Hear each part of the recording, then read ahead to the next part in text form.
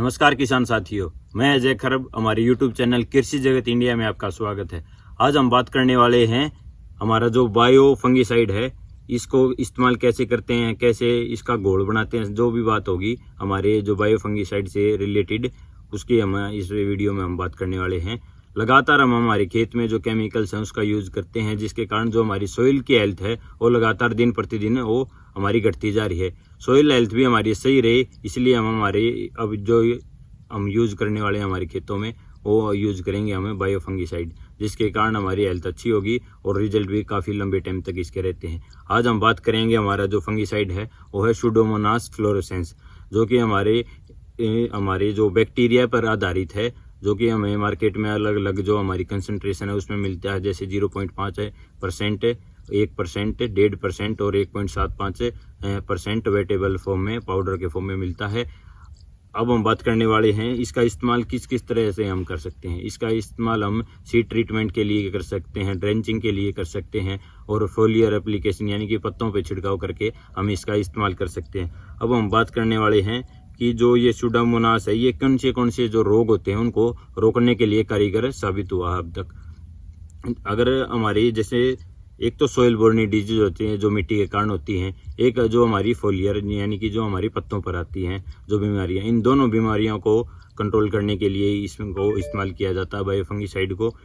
Soil borne disease में यानी मिट्टी से जो होने वाले रोग हैं वो हो गए हमारे जड़ सड़न, लाल सड़न, तना सड़न, और जिसको हम बोलते हैं root rot, set rot, wilt rot, collar rot और डैम्पिंग ऑफ डाउनी, और हमारी जो पाउडरी मिल्डू हैं जो ये फंगिसाइड से ये आराम से हमारी कंट्रोल हो जाती हैं। अब हम बात करने वाले हैं जो पत्तों पे हम फोलियर स्प्रे से हम किन किन बीमारियों को रोक सकते हैं।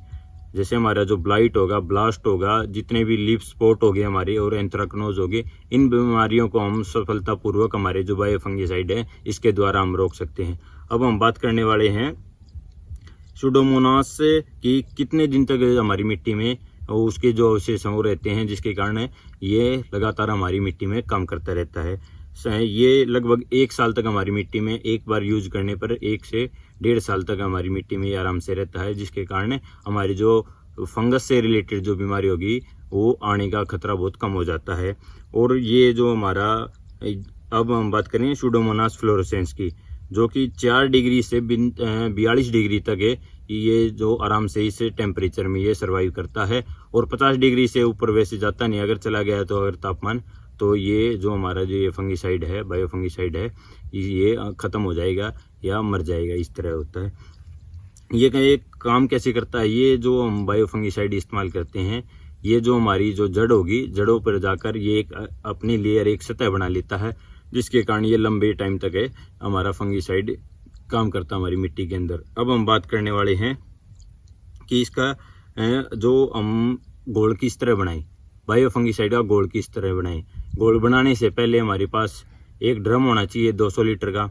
इसके साथ साथ एक हमारे पास गुड़ होना चाहिए, जैगरी, मैदा होना चाहिए, और हमारे पास बढ़िया क्वालिटी का पानी होना चाहिए, और एक हमारे पास जो बायो फंगिसाइड का जो हमारा पैकेट आएगा वो होना चाहिए। आधे किलो का, 1 किलो का, आपके अनुसार जितना भी हो वो आप रख सकते हैं। अब हम बात करेंगे कि बनाना किस तरह है। सबसे पहले हम हमारे जो भी ड्रम होगा उसको अच्छी तरह साफ कर लेंगे। उसमें किसी भी प्रकार का कोई भी केमिकल के अवशेष नहीं होने चाहिए।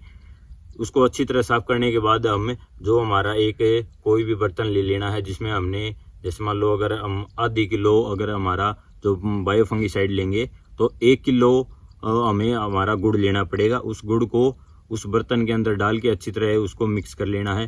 जब वो पूरी तरह से वो जब घुल जाए, उसको ठंडा करने के बाद हमें हमारा जो बर्तन है उसमें से निकाल कर उस ड्रम में डाल देना है, जिसमें हमारा 100 लीटर या 200 लीटर पानी है। अगर हमें 1 एकड़ में अगर यूज करना तो 200 लीटर पानी होगा। तो अगर घोल बना रहे हैं तो हमें 100 लीटर में हमारा घोल तैयार करना है। और इसको मिक्स करने के बाद, अच्छे से मिक्स करने के बाद जो हमारा जो पाउडर है वो इस ड्रम में हम डाल देंगे और इसको कहीं पे ढक के, जहाँ पर धूप ना आए उस जगह पे हम रख देंगे। इस तरह से हम हमारा जो बायो फंगिसाइड का जो हमारा घोल है वो तैयार हो जाएगा। और जब हम हमारा घोल तैयार कर रहे हैं घोल तैयार करते वक्त हम गुड़ का इस्तेमाल इसलिए करते हैं क्योंकि जो गुड़ के अंदर जो एंजाइम्स या फिर ग्रोथ प्रमोटर या फिर जो भी प्रोटीन्स वगैरह होते हैं, वो जो हमारा जो बायो फंगीसाइड में जो हमारे बैक्टीरिया होते हैं उसको ग्रो करने के लिए कुछ मीडिया चाहिए, कुछ खाने के लिए चाहिए। खाने के रूप में हम गुड़ और मैदा वगैरह जो भी ये चीज़ें हैं ये देते हैं। इसके देने के बाद हमारा 5 से 7 दिन में जो हमारा जो ये घोल है वो तैयार हो जाएगा। और 1 एकड़ में हमें इस्तेमाल करना है 100 लीटर जो हमने घोल तैयार किया है 1 एकड़ के लिए, और 500 जो ग्राम हमने जो वेटेबल फॉर्म में लिया है, 500 ग्राम वेटेबल फॉर्म, 100 लीटर पानी। ये जब हमारा घोल 5 से 7 दिन में तैयार हो जाएगा, उसको 150 से 200 लीटर पानी में मिक्स करने के बाद हम हमारे खेत में स्प्रे कर देंगे। और जब 5-7 दिन जब हमारे हो जाएंगे तो इसमें से अलग सी स्मेल आने लगेगी, अलग से गंध आने लगेगी, जिसके कारण हमें पता चल जाएगा कि भाई हमारा जो बायो फंगीसाइड का जो ये घोल है, सॉल्यूशन है, ये अच्छी तरीके से तैयार हो गया। घोल तैयार होने के बाद इसकी डोज होती हैं वो अलग अलग होती हैं कि हमें कितनी डोज कौन सी टाइम पे इस्तेमाल करनी चाहिए। अब हम बात करने वाले हैं डोज की। अगर हम बीज उपचार कर रहे हैं लिक्विड द्वारा, तो हमारा 2.5 ml पर kg या पर किलो के हिसाब से हम इस्तेमाल करेंगे।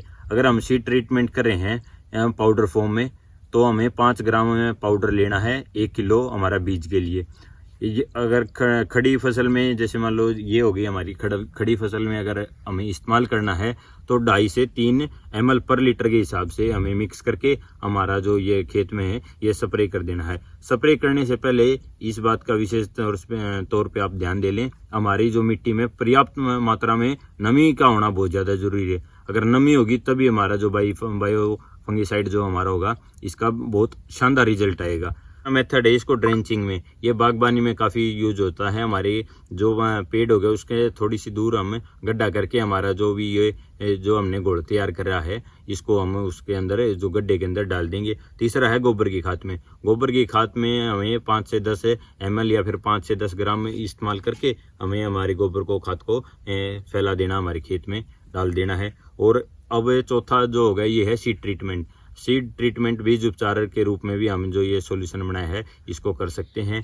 और 5वां हो गया हमारा जो रूट रोट होगी, यानी जड़ से रिलेटेड जितनी बीमारी होगी वो उनसे बचाने के लिए हम हमारी इसको जो हमने घोल तैयार करा है उसमें डिप करके डुबाकर फिर हम हमारे खेत में रोपाई कर देंगे, तो जो हमारी फंगस से रिलेटेड बीमारियां वो नहीं आएगी। अलग अलग तरीके से जैसे मैंने आपको बताया इस तरह हम हमारे जो हमने घोल तैयार किया है सुडोमोनास फ्लोरोसेंस का, हम इसको इस्तेमाल कर सकते हैं, जिसके कारण जो हमारे खेत में है वो काफ़ी सारी बीमारियां जो फंगस से रिलेटेड होती हैं वो हमारे खेत में नहीं आएंगी, जिसके कारण जो हमारी पैदावार है वो भी बढ़ेंगे, जो हमारे खेत की मिट्टी की जो स्वास्थ्य है, जो हेल्थ है, वो भी काफ़ी बेटर रहेगी। उम्मीद है कि दी हुई जानकारी आपको अच्छी लगी होगी। ऐसी खेतीबाड़ी से जुड़ी वीडियो के लिए हमारे चैनल को सब्सक्राइब करें। धन्यवाद। जय जवान जय किसान। धन्यवाद दोस्तों।